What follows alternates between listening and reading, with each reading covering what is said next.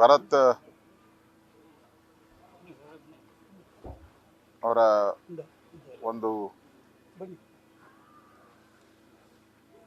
ಶವ ಸಂಸ್ಕಾರ ಇಲ್ಲೇ ಬೆಂಗಳೂರಲ್ಲಿ ನಡೀತಾ ಇದೆ. ನಾನು ಕೂಡ ಬಂದಿದ್ದೀನಿ. ಈ ಸುಂದರ ನಗರದಲ್ಲಿ ಅವ್ರದ ಮನೆ ಇರ್ತಕ್ಕಂಥದ್ದು. ಅವರ ಅಣ್ಣವರ ಜೊತೆ ಮಾತಾಡಿದಾಗ ಅವ್ರು ಹೇಳಿದಂಥ ಘಟನೆ ನಮ್ಮೆಲ್ಲರ ಕಣ್ಣೀರನ್ನು ತರಿಸುವಂಥ ಘಟನೆ. ಅವರು ಹಿಂದಿಯಲ್ಲೇ ಮಾತಾಡಿ ಹೇಳಿದ್ರಂತೆ, ನನಗೆ 3 ವರ್ಷದ ಮಗು ಇದೆ, ದಯವಿಟ್ಟು ಆ ಮಗು ಮುಖನಾದರೂ ನೋಡಿ ನನ್ನನ್ನು ಬಿಟ್ಟುಬಿಡಿ ಅಂತೇಳಿ ಅಂಗಲಾಚಿ ಬೇಡ್ಕೊಂಡ್ರಂತೆ.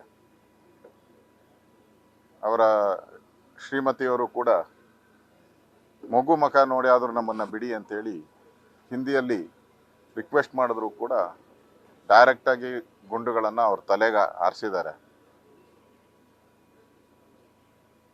ಅದಾದ್ಮೇಲೆ ಅವರು ಅಲ್ಲಿಂದ ಬಿದ್ದಾದ್ಮೇಲೆ ಆ ಮಗು ಹೇಳ್ತಾ ಇತ್ತಂತೆ,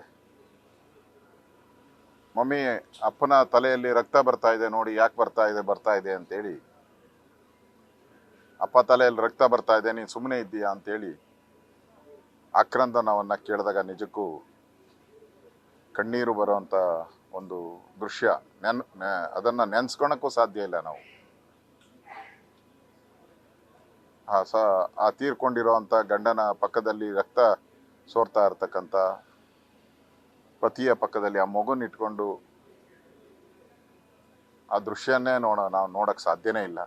ಇಂಥ ಕ್ರೂರ ಕೃತ್ಯ ಈ ಮುಸ್ಲಿಂ ಭಯೋತ್ಪಾದಕರ ಕೈಯಿಂದ ಆಗಿರುವಂಥದ್ದು.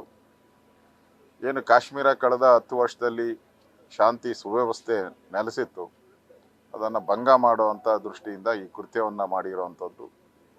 ಟಾರ್ಗೆಟ್ ಮಾಡಿ ಹಿಂದೂಗಳೇ, ನೀನು ಹಿಂದೂನಾ ಮುಸ್ಲಿಮ ಅಂತ ಕೇಳಿ ಟಾರ್ಗೆಟ್ ಮಾಡಿ ಹೊಡೆದಿರೋವಂಥದ್ದು.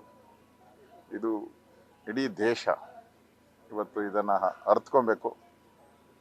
ನಾವು ಈ ಉಗ್ರಗಳನ್ನ ದಾಳಿಯನ್ನು ತಡೀಲಿಲ್ಲ ಅಂದರೆ ಮುಂದೆ ನಮಗೆ ಮುಂದಿನ ದಿನಗಳಲ್ಲಿ ನಮ್ಮ ಮಕ್ಕಳಿಗೆ, ನಮ್ಮ ಕುಟುಂಬದವರಿಗೆ ನೆಮ್ಮದಿ ಇರೋಕ್ಕೆ ಸಾಧ್ಯನೇ ಇಲ್ಲ. ನಾನು ಕೂಡ ಬಂದಿದ್ದೀನಿ. ಇಲ್ಲಿ ಬಂದಿರೋರು ಅವರು ಕೂಡ ಹುಡುಗ ಸತ್ತಿರೋನು ನಮ್ಮ ರಿಲೇಟಿವ್ ಆಗಬೇಕು. ಅವನನ್ನು ಕೂಡ ಅವರ ರಿಲೇಟಿವ್. ಹಿಂದೆ ಅವರ ಮಾವ ಇದ್ದರು, ಅವರು ನನ್ನ ಫ್ರೆಂಡ್ ಆಗಿದ್ರು. ನನ್ನ ಮನೆ ಕಟ್ಟುವಂಥದ್ರಲ್ಲಿ ಅವ್ರದ್ದು ದುರಾದೃಷ್ಟ. ಅದನ್ನೇ ಹೇಳ್ತಾ ಇದ್ರು. ಈಗ ಅವರು ಒಂದು ರೋಡ್ ಆಕ್ಸಿಡೆಂಟಲ್ಲಿ ಅವ್ರು ತಪ್ಪಿಲ್ಲದೆ ಇದ್ರು ಕೂಡ ಆ ಒಂದು ಕೋತಿ ಅಡ್ಡ ಬಂತು ಅಂತೇಳಿ ಆ ಕೋತಿನ ಅವಾಯ್ಡ್ ಮಾಡೋಕ್ಕೆ ಹೋಗಿದ್ದಕ್ಕೆ ಹಿಂದೆಯಿಂದ ಗಾಡಿ ಬಂದು ಸುಮಾರು ಅಲ್ಲಿ ಕೂಡ ಅವತ್ತು ಇಡೀ ಹೋಗಿದ್ದವ್ರು ನನ್ನೆಲ್ಲ ಸ್ನೇಹಿತರು. ಅದರಲ್ಲಿ ಅವ್ರು ತೀರೋದ್ರು. ಅವನು ರೆಗ್ಯುಲರ್ ನಮ್ಮ ಮನೆಗೆ ಬರ್ತಾ ಇದ್ದ. ಅವ್ರು ಅದೇ ಹೇಳ್ತಾ ಇದ್ರು, ಇದು ನಮ್ಮ ಕುಟುಂಬದಲ್ಲಿ 2ನೇ ಇನ್ಸಿಡೆಂಟು. ಒಬ್ಬರು ಆಕ್ಸಿಡೆಂಟಲ್ಲಿ ತೀರೋದ್ರು, ಅವ್ರಿಗೂ ಅವಾಗ 38 ವರ್ಷ, ಇವ್ರಿಗೆ 40 ವರ್ಷ. ಏನೋ ನಮ್ಮ ಕುಟುಂಬಕ್ಕೆ ಈ ಥರದ ಆಘಾತದ ಮೇಲೆ ಆಘಾತ ಆಗ್ತಾ ಇದೆ ಅನ್ನೋ ಮಾತನ್ನು ಹೇಳಿದ್ದಾರೆ. ನಿಜಕ್ಕೂ ಇದೊಂದು ಆ ಮಗು ಮತ್ತು ಆ ತಾಯಿಯ ನೋಡಿದಾಗ ನಿಜಕ್ಕೂ ಇದು ಅವರ ಮಾತುಗಳನ್ನು ಕೇಳಿದಾಗ ಎಂಥ ಕಲ್ಲು ಹೃದಯನೂ ಕೂಡ ಕರಗಿ ಹೋಗುವಂಥದ್ದು. ನಿಜಕ್ಕೂ ನಾವೆಲ್ಲರೂ ಕೂಡ ಇಂಥ ಸಂದರ್ಭದಲ್ಲಿ ಇಡೀ ಭಾರತ, ಇಡೀ ಹಿಂದೂಸ್ತಾನ ಒಗ್ಗಟ್ಟಾಗಿ ನಾವು ಈ ಭಯೋತ್ಪಾದನಾ ದಾಳಿಯನ್ನು ಎದುರಿಸಬೇಕು. ನಾನು ಕೂಡ ಸಂತಾಪ ಅವರ ಜೊತೆ ಸುಮಾರು ಅರ್ಧ ಗಂಟೆಗಳ ಕಾಲ ಕೂತಿದ್ದೆ. ಅವ್ರು ಹೇಳಿದಂಥ ಘಟನೆಗಳು, ಅವ್ರ ಹಿಂದೆ ನಮ್ಮ ಜೊತೆ ಇದ್ದಾಗ ಇಲ್ಲಿ ಅವರ ಕುಟುಂಬದವರು ಅವರೆಲ್ಲರೂ ಕೂಡ ಮಾತಾಡ್ತಾ ಇದ್ದಾರೆ. ಅವ್ರ ತಂದೆನೂ ಕೂಡ 2008ರಲ್ಲಿ ನಾವು DDP ಆಗಿ ಕೆಲಸ ಮಾಡಿದ್ರಂತೆ. ಆ ಸಂದರ್ಭದಲ್ಲಿ ನನ್ನನ್ನು ಬಂದು ಭೇಟಿ ಮಾಡಿದ್ರು ಅವ್ರು ಯಾವುದೋ ಒಂದು ವಿಚಾರಕ್ಕೋಸ್ಕರ. ಅದನ್ನು ಜ್ಞಾಪಕ ಮಾಡಿಕೊಂಡ್ರು ಅವರೆಲ್ಲ. ಸೊ ಇಡೀ ಈ ಭಾಗದಲ್ಲಿ ಅವರ ಇಡೀ ಕುಟುಂಬ ಈ ಭಾಗದಲ್ಲಿ ನಮ್ಮ ಯಶವಂತಪುರ, ಮತ್ತಿಕೆರೆ, ಜಾಲಹಳ್ಳಿ ಈ ಭಾಗದ ಎಲ್ಲ ಬಂಧುಗಳು ಕೂಡ ಇಲ್ಲಿ ಬಂದಿದ್ದಾರೆ. ಅವರೆಲ್ಲರೂ ಕೂಡ ಬಂದಿದ್ದಾರೆ.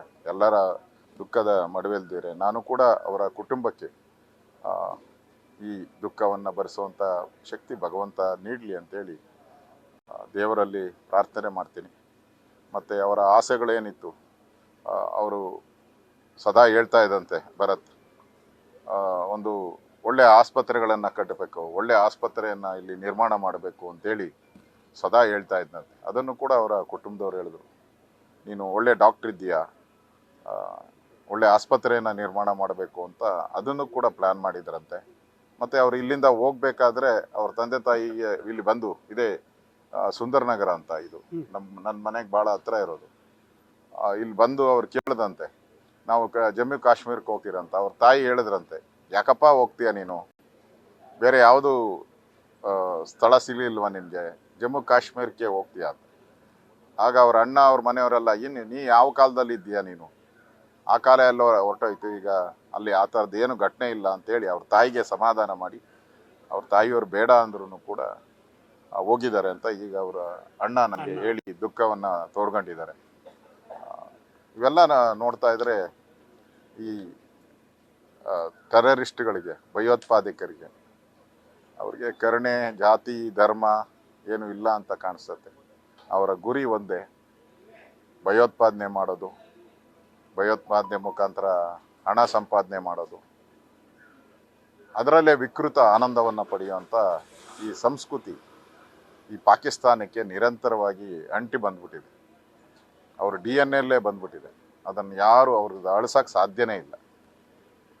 ಮೋಸ್ಟ್ಲಿ ಪಾಕಿಸ್ತಾನ ಸತ್ತು ಹೋದಾಗ ಏನಾದರೂ ಈ ಥರದ ಮನಸ್ಥಿತಿ ಹೋಗ್ತೈತೆ ಹೊರತು ಪಾಕಿಸ್ತಾನ ಬದುಕಿರೋವರೆಗೂ ಈ ಮನಸ್ಥಿತಿ ಹೋಗಲ್ಲ ಅಂತ ನನಗನ್ನಿಸ್ತಾ ಇದೆ.